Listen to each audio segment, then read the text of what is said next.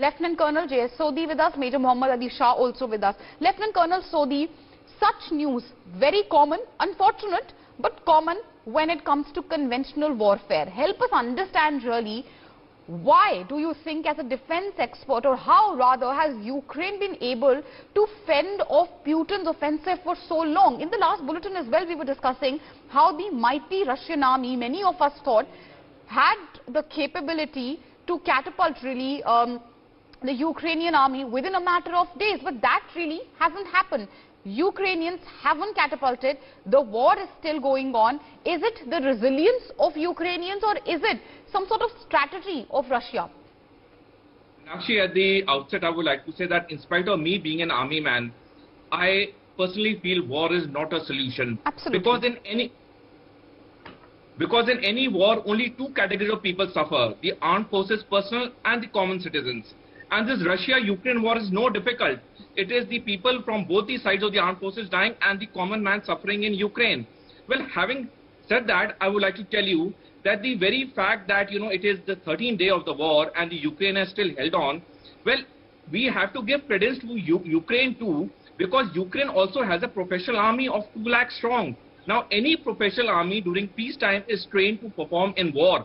For Ukraine, this is a war. For whatever be the reasons of Putin going to war, the fact remains that Ukraine is at war with Russia today. Yeah. And any professional army will not give up easily. And, as far as the common citizen also standing up, well, that is debatable whether the act of giving them weapons to every civilian is right or wrong. But the fact is, even the common citizen of Ukraine has got patriotism. Even he cannot see, his country being destroyed or country being taken by a foreign power. Now the point comes that having seen so much destruction going on, the people putting up resistance, I think there is a time for every war to end. In the army, we are taught various doctrines of war. One of them is attack, one is defense, and one is withdrawal. Now, withdrawal means that when you find that, the pressure on your forces is too much, it is prudent to, accept, yes, no more, we cannot fight more. Because a time comes, a stage comes in every war when one has to decide what is more important. Is it the death and destruction being played in our country? Or is it, putting up a fight further, knowing fully well the resources are not there? Well, Ukraine has put up a tough resistance. There's no doubt its people have stood up. Its professional army has stood up. But I personally feel now that enough of death and destruction has been done. And now both the sides should talk peace. And one simple statement from Ukraine president that we will not join NATO will put everything at ease. The war will stop immediately. Just this one line statement comes. In fact, President Putin few days back said, my biggest demand is only that Ukraine should not join NATO. I think, President Zelensky should understand that for his personal ego or his aspirations of joining the NATO. But, so there can be another side of the argument as well. One can say Putin needs to understand that end of the day, a foreign country, even though they claim traditional ties, cannot interfere in the functioning of a so-called sovereign nation. End of the day, attacking a sovereign nation is also not justified. So there can be, just to play the devil's advocate here, there can be the other side of the argument as well. But point taken, Major Mohommed Shah. Far as India is concerned, of course, our biggest concern when we reflect news of destruction, of residential buildings being attacked, of civilians being attacked, the biggest fear in an Indian mind, of course, right now is very limited. Unfortunately limited, but limited to those Indian students who are still stuck there in Ukraine. The humanitarian corridors every day announced by Russia, it just lapses, it doesn't really come through.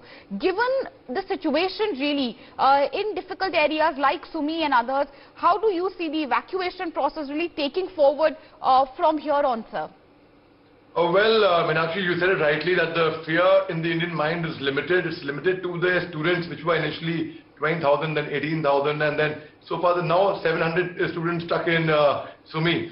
Now, it's not just evacuation of those people also. It is about the world economy collapsing. So the fear in people who understand geopolitics, people who understand the worldly affairs, people like you, like us, Sodhi, like we are sitting here, we are really concerned. So the fear is slightly more than that. But now coming back to the evacuation process of the students stuck over there, Meenakshi, day before yesterday in the afternoon, I had gone to the New Delhi airport, at the Indira Gandhi airport, and I saw such heartwarming sight. People had come with a full reception party with band, and they were welcoming their their children, strangers who did not even know who was arriving there, were coming with garlands, because let me tell you, these children are no less than a war hero who has come out from a war zone alive and with high spirit and morale. And I know exactly, it takes a long time for you to heal the trauma that they have gone through. Only they would be able to tell,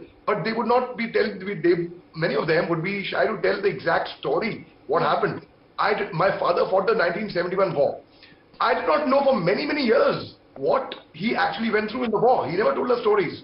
It's only when he wrote his autobiography I learned about his experiences in the 1971 war. So these children are, let me tell you, I'm a trained soldier. Well, yes, sir, we do salute military families, of course, like yours, but you rightly said these students are civilians. Colonel Sodhi, very unfortunate news coming in. Of course, many claim that there is a lot of information warfare also, which happens when, conventional warfare like this, which has taken place, the first at least in my lifetime. But Colonel Sodhi, help us understand, when we speak of the evacuation process, since we are speaking specifically of Sumy, there are about 700 Indian students who are still stuck there in Sumy, and now news coming in that children are dying, there are attacks happening on civilian areas, residential buildings are being destroyed. A very difficult situation, of course, for the families who are very, very nervously in anticipation waiting for their loved ones to come home. Help us understand, how difficult does it make the evacuation process, considering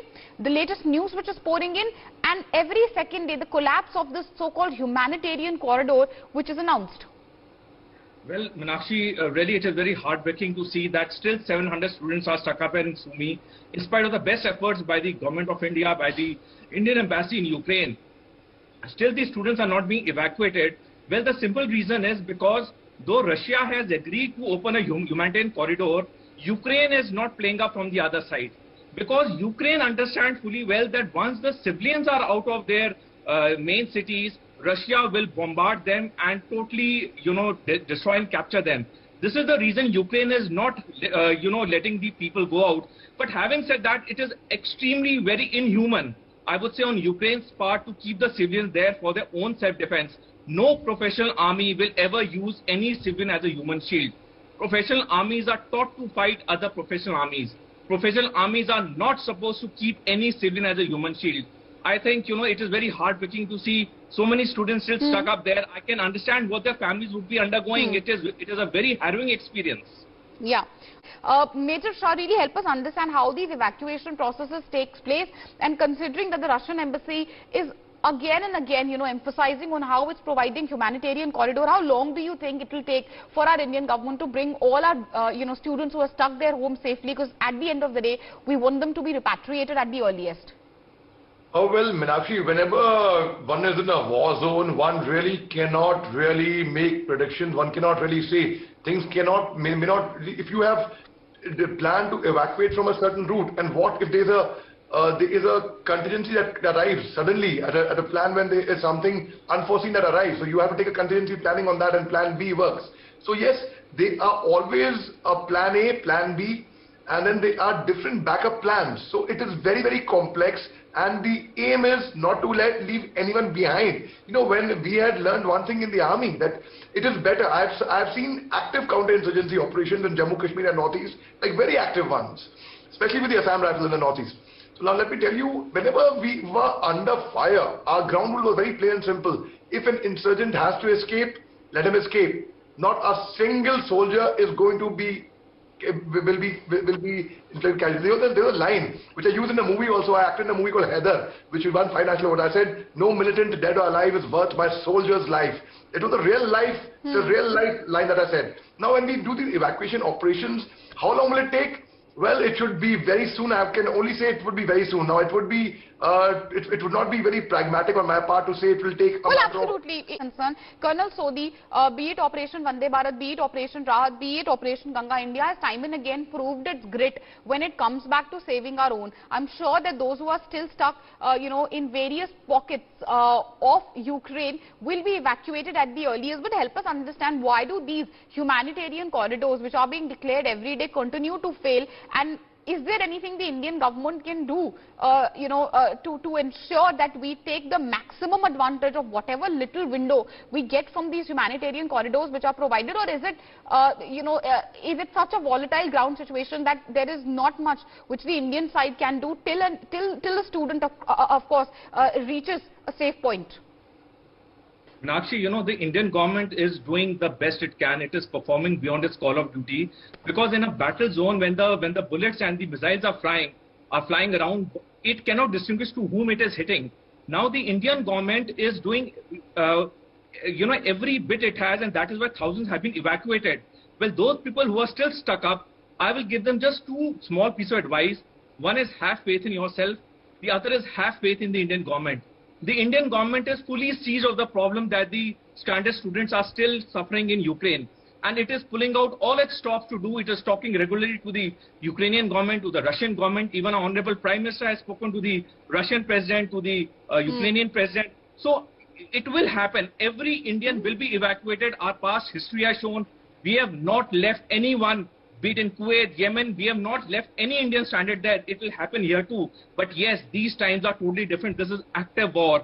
And in active war, which way the war is going, because active war is very, very dynamic. Every second the thing changes. So I know, these students who are there are, totally civilian students. They have gone there to study. Their aim was only to study.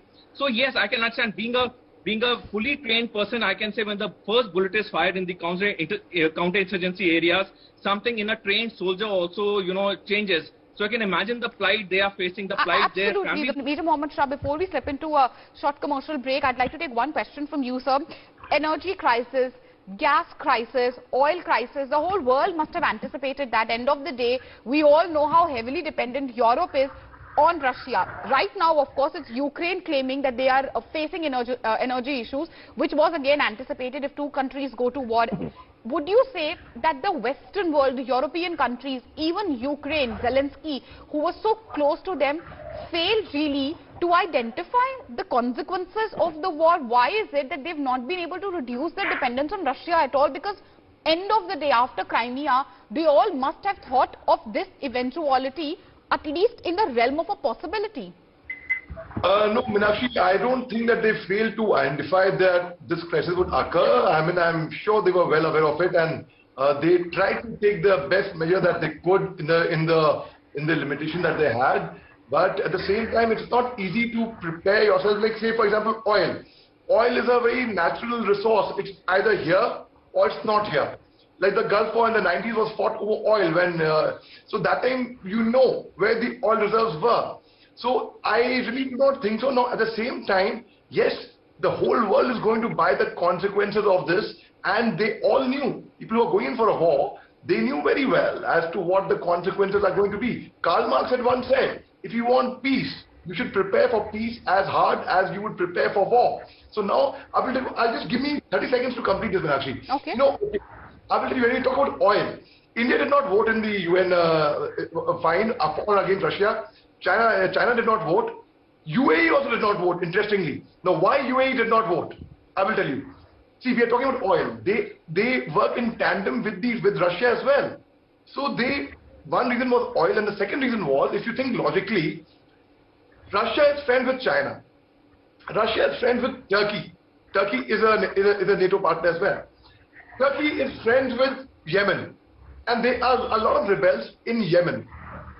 Now, when a lot of mercenaries are actually entering into Ukraine to fight for Ukrainian, the foreigners. So now, what if the Yemen mercenaries, the rebels from Yemen now who would be mercenaries, they come into Ukraine and join the fight like the way other countries have come in to support Ukraine. So certainly these oil producing nations also have their own nexus at the end of the day. So now, when they have their own nexus, they also would not let anybody else overtake them. They would want to rule.